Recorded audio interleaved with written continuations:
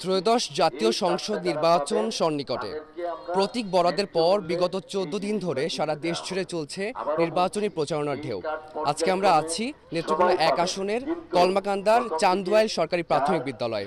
এখানকার আমরা দেখতে পাচ্ছি ৬ জন প্রার্থী এই আসনে প্রতিদ্বন্দ্বিতা করছেন। তার মধ্যে বিএনপির কেন্দ্রীয় আইন বিষয়ক সম্পাদক ও ধানেশীষের প্রার্থী ব্যারিস্টার কায়সার কামাল গত ১৪ দিন ধরে কলমাকান্দা ও দুর্গাপুরের পথে প্রান্তরে বেরিয়েছেন। নৌকা যোগে, পায়ে হেঁটে, মোটরসাইকেলে সবভাবেই তিনি মানুষের দ্বারে দ্বারে পৌঁছেছেন। সাধারণ শ্রমজীবী থেকে শুরু করে দোকানদার, কৃষক, আদিবাসী সবার কাছেই তিনি পৌঁছানোর চেষ্টা করেছেন। আমরা দেখেছি তিনি একেবারে আদিবাসী সম্প্রদায়ে তারা ধান লাগাচ্ছেন এমন মুহূর্তে তিনি তাদের কাছে ছুটেছেন, তাদের সাথে কথা বলেছেন, তাদের সাথে হাত মিলিয়েছেন, তাদের কাছে ভোট প্রার্থনা করেছেন।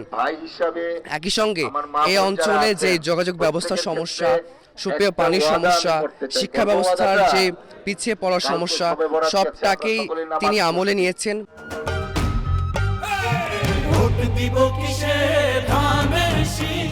মানুষের সঙ্গে কথা বলেছেন, মানুষের সঙ্গে কথা বলে তাদের সমস্যার সমাধানে তিনি আশ্বস্ত করেছেন।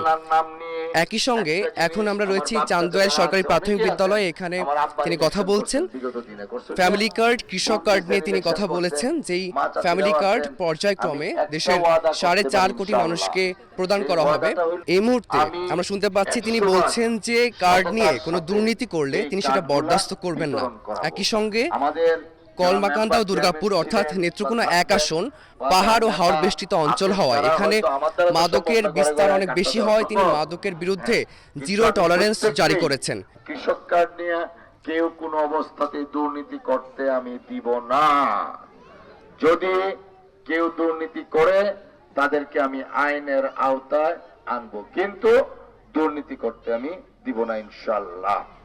প্রত্যেকেই আস্তে আস্তে হয়তো একদিনে একবার হয়তো ৫০টা বা ৫০০ কার্ড দেওয়া হইলো, পরের বার আরেকটু দেওয়া হবে। এভাবে পর্যায়ক্রমে সারা বাংলাদেশের ৪.৫ কোটি পরিবারকে এই কার্ডটা দেওয়া হবে।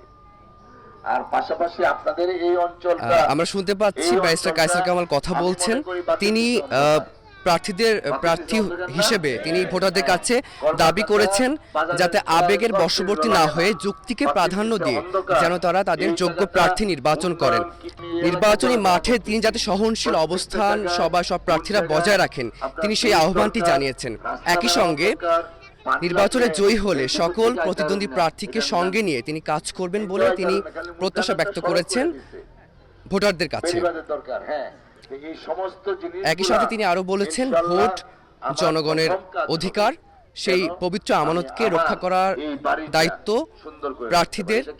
তো সেই জায়গাটি তিনি অব্যাহত রাখবেন বলে আশা প্রকাশ করেছেন।